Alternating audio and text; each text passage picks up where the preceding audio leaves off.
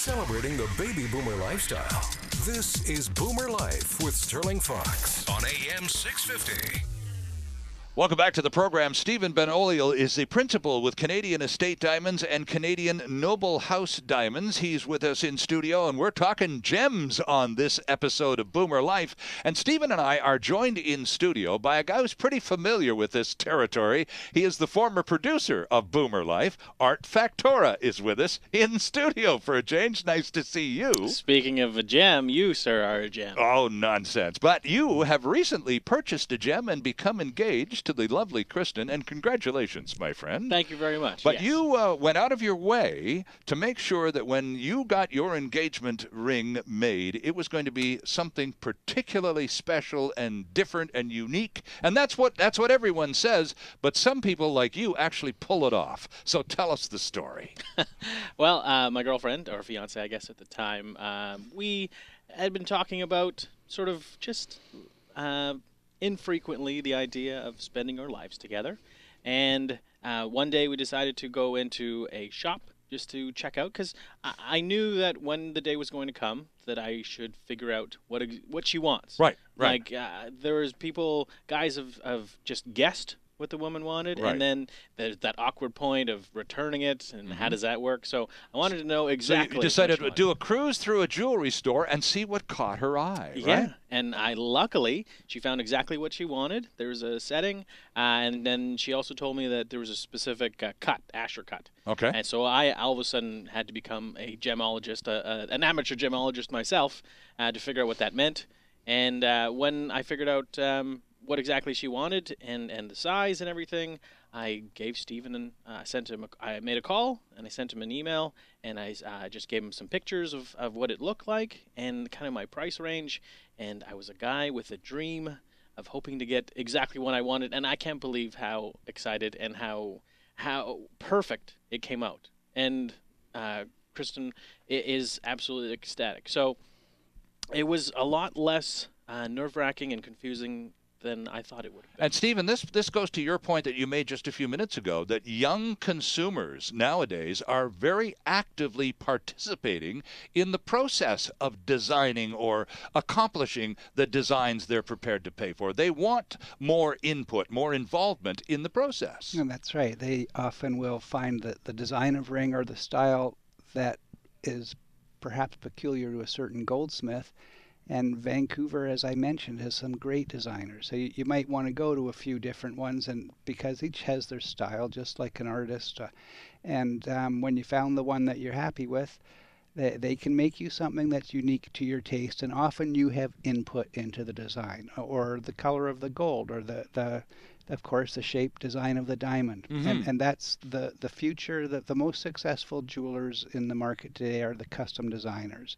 And so if you can marry a beautiful diamond to rose gold in your case and come up with something unique and that makes them happy, and we were able to do that in a way that it was really for Annalisa and I.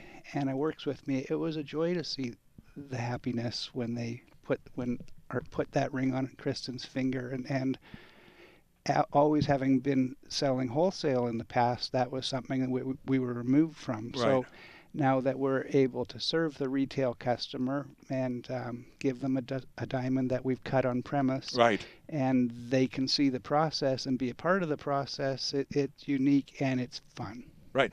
By the way, just Art and Kristen went to a jewelry store just to kick the tires, so to speak.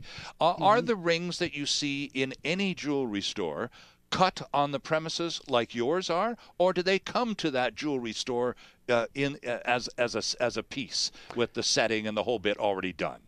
Often the diamonds are always done. There's nobody cutting their own diamonds at a jewelry on premise. store. Okay, No, they're usually done overseas. Right. Okay. The rings are sometimes made on premise if it's a custom designer, or they're bought from a big manufacturer and then put together with a diamond in the size and quality that the purchaser's looking for. So Art, you're in the jewelry store. You have your price range. You find one that that really hits all the spots, and so you know now what the competition is going to ask for this particular ring. When you contacted Stephen and ended up conversing with him and submitting your designs, what was the difference in price? Were you able to match what the competition, what a jewelry store can do, Stephen? Because the kind of quality that you deliver, I would imagine, and I can say pretty comfortably, would be considerably superior to that which could be purchased at a walk-in off-the-street jewelry store scenario. Can I just say that he didn't just match. I'm not a frugal man, but I knew what my price cheap. range You're was. cheapo, come on. And when I emailed him, I wasn't sure what to expect. I just said I threw a number out that I was comfortable with, and he jumped on it. And Stephen said he replied back immediately and said, "Really? That's what you got? No problem. I can obviously I can get better, and I can be within your price range." So Right. I was very happy, and by the time we saw the finished product, I was amazed because I wasn't sure exactly what it was going to look like, the finished product. Sure. And I was, the best part about me getting that ring is when Kristen can show it to her family and friends, and people look over at me going like, You bought her that? Did you? I thought you worked in radio. Or did you sell some blood, or do you still have a car? What's going on here? So that was the best part for me. So, Stephen, typically then in a jewelry store, and I'm just talking pricing now, how they structure their prices, why is it that Canadian Noble House Diamonds was able to provide a superior quality product for approximately the same price as a retail establishment? Is their markup and their overhead just higher because of the nature of their type of business? Yes, part of it. It's twofold, the answer to that. Part is we're more vertically integrated. By buying rough diamonds, cutting them, we're able to put that margin on the table together with the manufacturer's margin. Okay. And we don't have to bear the overhead that a street front jeweler has. Mm-hmm. We're a manufacturer up on in an office building, and we don't have to have quite the level of security loss that a street front jeweler bears. So we're just farther up and down the pipeline in the way of the future. That's the way that the jewelry industry has to go and will go, and hopefully we're there in a way that we can offer the price point, but at the same time offer the quality. Art, take us through Stephen's place. Take us to Noble House Diamonds, because he just said he's in a building and you're not on the ground floor. It's just a different approach completely. So what floor are you on that? On the 8th floor. On the 8th floor. So there you are, just 2 buildings away from Granville in Georgia, on the 8th floor in basically an office environment, right? That's that building is. So take us there, Art, and walk us through it. Yeah, this was a great part for us too, because we walk inside and Stephen's got this huge grin on his face because he's excited to show. Because we work together, and you can only talk about your business so much. But when somebody walks into the office, he can show you exactly. And I felt like I was in Santa's workshop if Santa only dealt with diamonds, Mm-hmm. because he's like, come on, you got to come see this. And he's got this whole room, and it's a beautiful view of the downtown core, and he's got the diamond cutters and the buffers and everything. And I don't know, I guess I really felt like I was in. Because he was talking about how now computers do it and lasers, Right. but this is the old school. Right. This is it was fantastic to be able to go through and see where the diamond that Kristen will have for the rest of her life, and sort of went through the process. And so yeah, he was like a kid with a new toy, Right. showing his other friends his new toy. But it's interesting because you were saying it's an old school sort of setup, and yet, Stephen, you're cutting with lasers. So it's kind of the new twist on the old school, The laser right? is where we're going, because a laser is going to be able to take cuts to grooves and surfaces and on edges to places that people have never even imagined. Right. But the way we're cutting today in the factory, Andy is an artist, and his work is still of the way of the last few hundred years.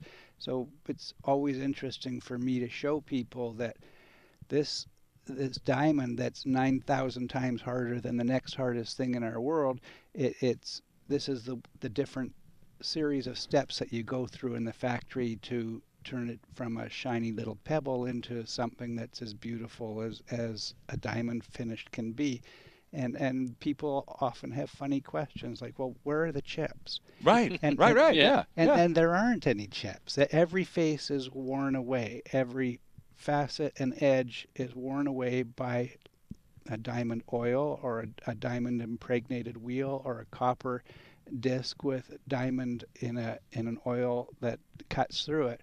And so what's left, the remainder, is just going in a vacuum up into the roof, and it's a black oily dust. So there's never a chip. Interesting stuff. It's in a couple of weeks we will be celebrating our 35th wedding anniversary. So that's how long it's been since I've been around the engagement ring gang. So clearly technology and everything has changed since I was shopping for that. But Art, how about matching the stone? Kristen had a particular cut that she had in mind, and she very clear and very firm about that. So how about matching that cut and setting it in the ring, the ensemble? How did that go about? Did you collaborate with Stephen on that, or did you bring a sketch, or how did that come together? Well, and that was the one thing about Stephen having a goldsmith, was that the setting that we had was did not connect necessarily with the diamond shape. Okay. So he was able to the goldsmith was able to sort of take the setting and make the specific holder for the diamond. Yeah, Kristen she's a graphic designer, so she likes shapes and sizes and certain things. So she wanted an Asher cut, which in the whole scheme of things is way down the line of what the typical diamond ring is. So I told Stephen that, and he had to get a specific diamond. He literally started with a rough cut. Like, I mean, if you ask for princess or emerald and things like that, I'm assuming they're a lot easier to get. But this was it was like ordering a sandwich the specific kind, right? Right. It's fresh out of the oven to your making. So that was definitely the best part. It was that you didn't feel it was just factory made, plop diamond in. This had to be specifically altered a little bit just to fit the diamond shape. Now, Stephen, you were particularly nice to Art and his lovely lady, and I can understand that. But are you equally receptive to anyone listening to the broadcast now to give you a call at Canadian Noble House Diamonds, check you out on the web, and then come on down and go through that same process one-on-one, that kind of look you straight in the eye, talk about your needs and your thoughts, and coming up with something that is really quite personal and unique. Can anybody do that? Yes, and Sterling, that we deal with, for the most part, bigger, better diamonds, because being in the heart of Vancouver and the life that we're lucky enough to enjoy here, we have to try to do a bigger and better job, and we keep forever in mind, maybe more so than the mass producer. So in that we have the one-on-one, and we will make a diamond that we don't ever want to have it broken, and we want a ring that's truly going to last a lifetime. So most people don't know that every time a gold ring is polished, part of the gold's lost, and sometimes the shank of a ring can wear away. If you look at Grandma's ring, it's had to be half shanked and repaired. Well, if it starts out in a heavy model and it forever has been put into the making of the ring, then you're going to have a customer who's going to be looking at that diamond ring in 25 years, and it's still shining for them the way it was meant to at the outset. Interesting stuff. Now, did the stone that you cut into this particular Asher, is that that Asher cut? Yes. Where did the stone come from? It came from Antwerp, the rough, and I think that originated in Russia.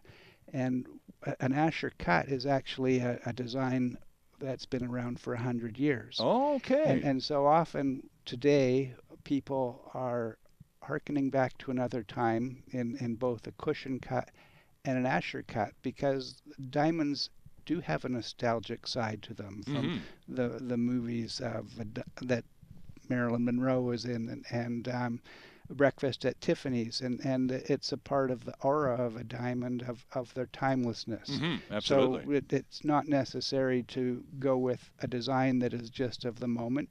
Some people want a design that goes back through the course of history. And Art, how cool is it to know the story behind the stone that Kristen wears on that important ring finger? Yeah, well, she was so excited. just a quick note that when I proposed to her, we were on vacation in the Philippines, and I knew that I didn't want to bring this diamond, so I had to buy a little fake costume jewelry to give to her. And I think her eyes were just sort of like, oh, is this it? I'm not sure. And then I was telling her, well, it's not a cigar band. Come on, eh? It has a little glint to it at least. So and I told her, don't worry, the real diamond's on the way when we get home. And so she just, and she always said to me, I'm not a diamond girl, I'm not a ring person, I'm not a jewelry person. But every day she was like, so is it ready? Can we go check it now? And so I was excited because Stephen was sort of walking me through the steps on how where it was coming from and what things to expect. So I gave her bits and pieces, but I didn't want to give away everything. So she didn't know, essentially this was exactly what she was hoping for, like literally, and then some actually. But yeah, it was the cut and the setting, so she didn't know what to expect. You've been in this business for a very long time. You've been all over the world in the diamond trade, including being a part of the polar bear discovery of diamonds here in Canada. But, for all of the work and all of the energy and all of the effort that you continue to put in the business, I would imagine that moment when Art and Kristen and other people just like them come to the store, they do the process, and then there it is. There's the ring. And you watch the reaction of the young woman, and I imagine a tear was shed, Art. I know Kristen well enough I think that was pretty safe to assume. What a satisfying moment for a really creator. Was. Huh? I think in some ways I'm a very lucky man. You I think, and I would agree, and Art as well, that love is the greatest thing in our life, and it's the one thing that maybe is forever. So to watch the happy look on her face and the love that they were sharing, I was a lucky guy. Mm-hmm. No question about it. One of those payback moments, That's right? That's right. It all worked out perfectly. Well, and Art, have you set a date now? And I'm looking for my invitation in the mail, of course, every day now. Everyone keeps asking. No date has been set yet, but I wanted to start with the ring, and then that's my job. Well, right. My job's done. Don't tell her. Not completely, no, but of course not. But that's that for the guy. Getting the ring right is a huge responsibility. You were talking about some of your friends, and having to take it back because she didn't like it, and how uncomfortable can that be? So to just nail it, absolutely perfect out of the box like you did. Well, I'd retire.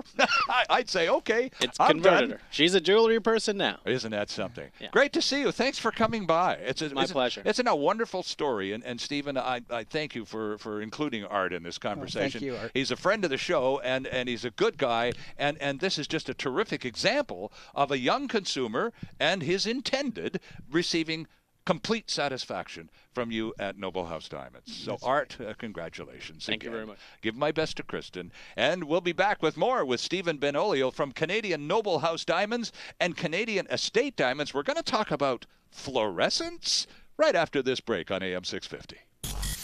Canada's only weekly radio show dedicated to the baby boomer lifestyle. This is Boomer Life on AM 650.